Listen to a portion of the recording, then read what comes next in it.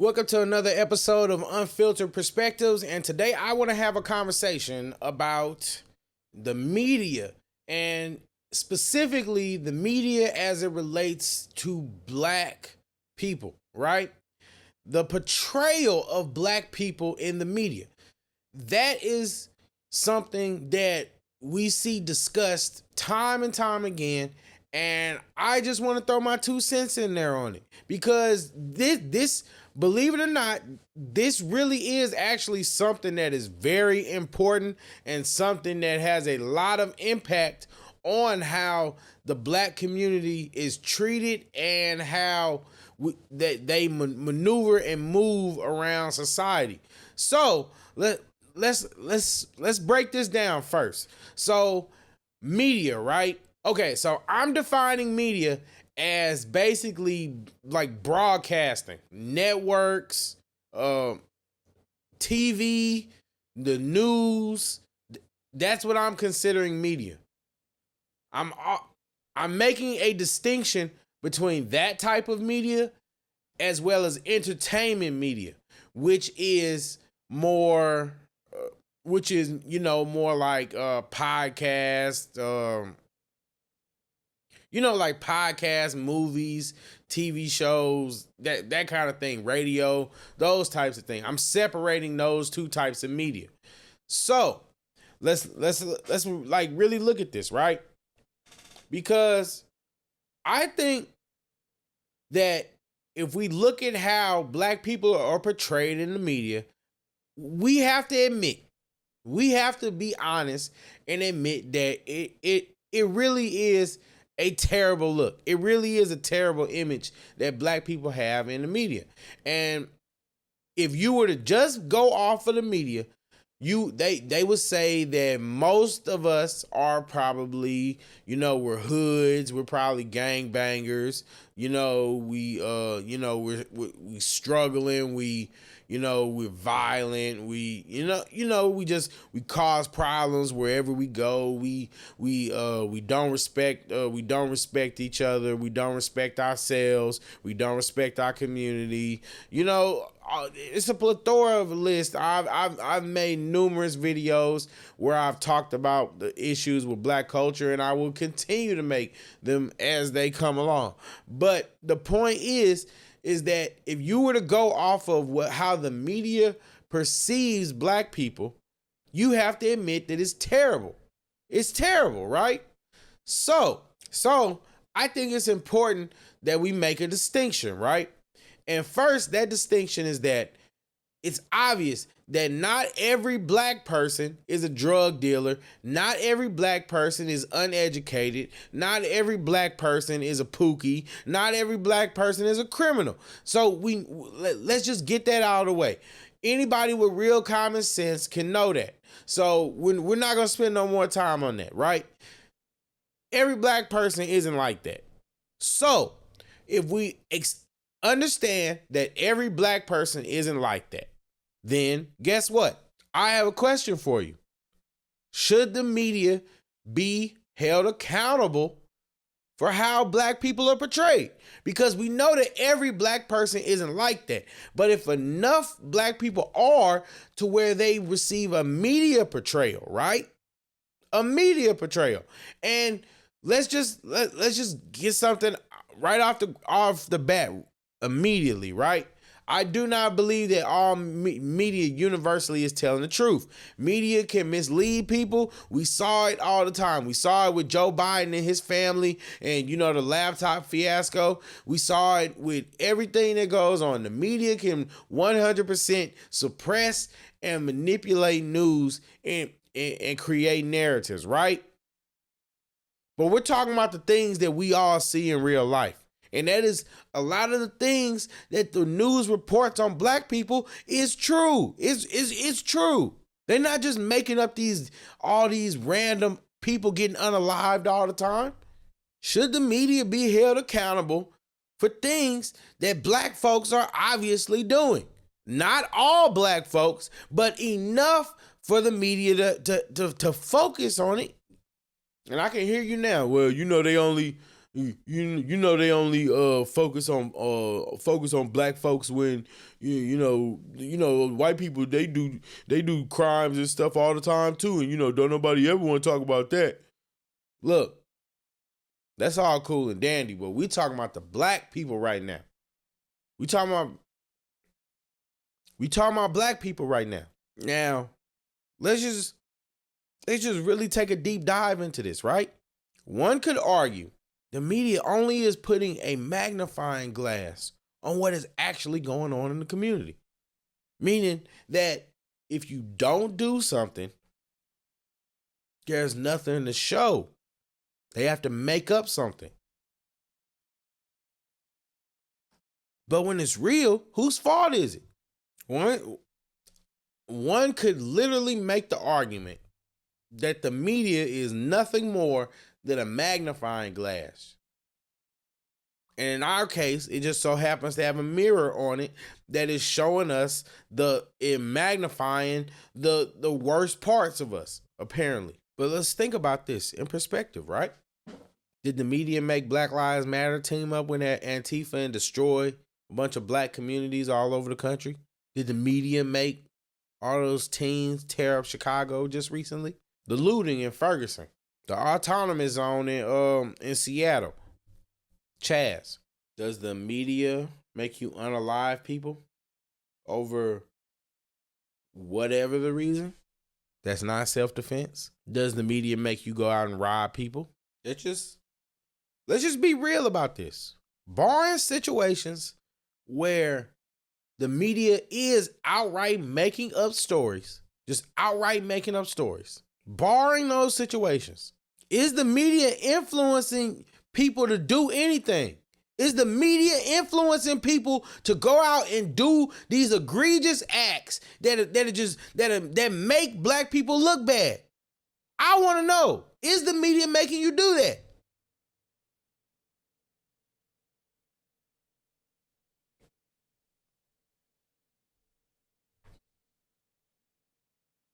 Now, if we want to take it into a general sense and include music and include entertainment, TV, movies, if we want to include all that stuff, influencers, then yes, the media influences people, but let's just be real, people. This is a chicken and the egg situation because the people art is an expression of reality and it's an expression of what people think. So if people are making music, right?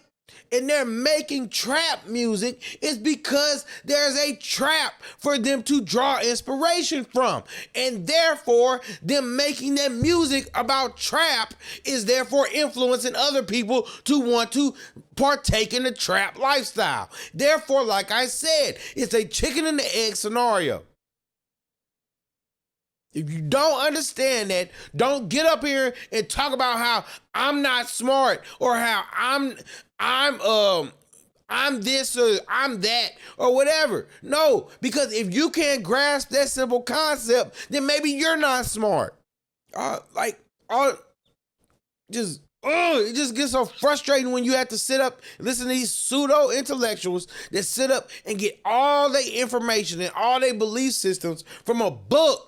But yet and still, when we're talking about reality, they living in La La Land. You living in Wakanda, a made-up fantasy world where black people are thriving and no African colonizers and all that kind of stuff, and they have the most advanced. It's a fictional world. What inspires the media that you consume? What's something that people are always talking about? The most popular movies that people like to consume or that always have social media in a buzz, right? Serial killers. People are obsessed with serial killers. You sit up and you'll watch documentaries on serial killers. Why? That makes no sense to me. It doesn't.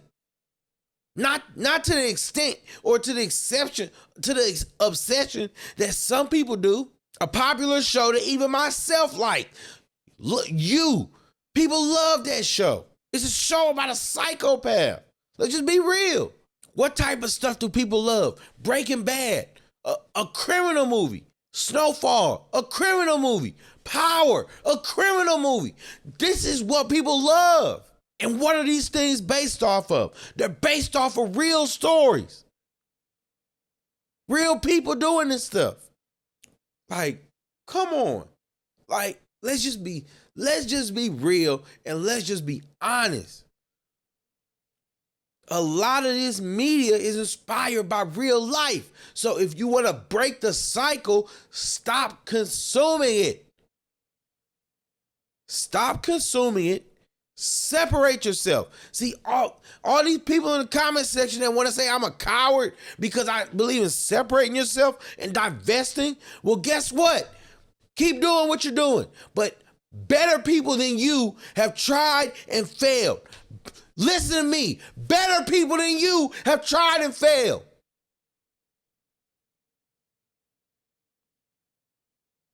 Get away from them and be a beacon. That's what I'm going to keep telling people. Because guess what? If you cannot be in a situation where you can literally shield yourself from these people, they will destroy you. They don't value themselves. What makes you think you special?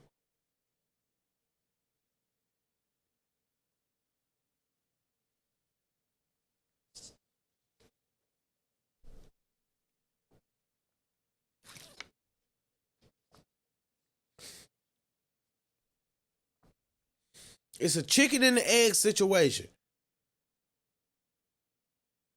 Real life inspires media to talk about it and cover it.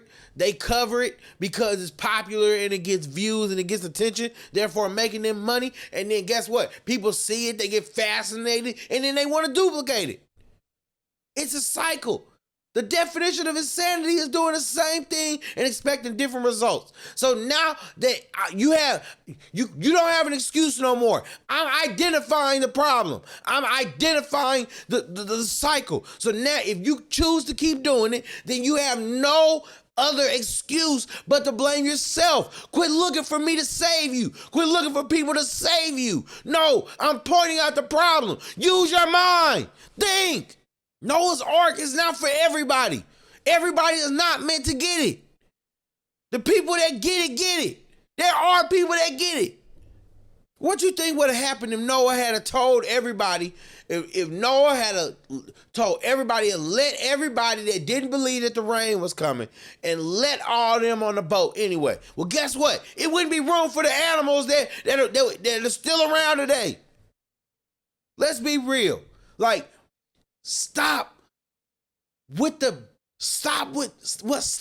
nonsense, man. Now, if we really want to be honest, I could also argue that taking into account that I'm distinguishing between news media and entertainment media, they want money. They are doing what is marketing. They are doing what appeals to people. They're doing what appeals to people's nature. They want to appeal to your nature and basically manipulate you into consuming their product. So you can believe it's a conspiracy all you want. You can call it a conspiracy all you want. But at the end of the day, it's about money. It's business. It's business. They produce, if you notice, there used to be a code of conduct of things that could not be on TV, things that you could not say on TV, things that were not allowed to be displayed on TV. You could not have same-sex couples on TV. You could not have people actually engaging in sex on the TV. You could barely imply it. You remember I Love Lucy? How they had to sleep in separate beds? Flintstones sleeping in separate beds? Certain words you can't say on TV. Certain things you can't display. Nudity, all these things. There are so many things. And guess what? The lines are getting blurred and blurred and blurred. And now we got Rugrats. We got Mr. Ratburns being gay. Now we have same sex on kids shows. Like, this is what we're dealing with now. So instead of things that were implied or where they had to be clever and work around it in order to imply things, now they're getting bolder and they're getting more overt with things now. That being said, that leads to them embracing and appealing to your freaky nature. They're appealing to your inner freak by putting smut on TV and smut on, like, available in basically anything you consume nowadays. Basically, what they're doing is they want your money. So they're going to appeal to whatever they can. So guess what? If you stop supporting all the freaky nonsense, guess what? They will not continue to pour money into it. It's a waste. It's not a grand conspiracy. They're not just willing to throw away money just to get you to be more freaky and be more sexual. That's not the agenda. There are people that have agendas. These corporations are not going to back it. There are people that want to influence kids and do all those things. There are people that want to do that. I'll even say that there are people that run corporations that do that. We know that. It's a given. But the corporation itself is not going to continue to throw away money for things that people are not going to support. The average business and the not so average business will not do that. And if they do, it's because they already don't care about it anyway. They're pushing an agenda. They're not worried about money. They want to push whatever message that they want to get through. And they're willing to take whatever cut or whatever loss. They produce smut because they know that people will consume smut. If people stop consuming smut, then they will stop producing it. We see stuff get taken off air all the time. No matter how many loyal fans they have, if it doesn't make them a certain dollar amount, they will snatch it, they will take it out, and they will start over and bump your feelings. Because let's be real, they don't give a French toast about how you feel. It's literally marketing 101. You understand your target demographic, and then you cater to them. Y'all are nothing but avatars to these people. And guess what? You're feeding them exactly what they want. So if you want something different, now that you have somebody that's telling you about it, now that there are people that are telling you about it and not just talking about just this woke nonsense, I'm not with that. I'm not with that blackity black stuff. I don't have an agenda but to sit there and speak and have real conversations. That's why I do this. It just so happens that I would love to get rich doing it.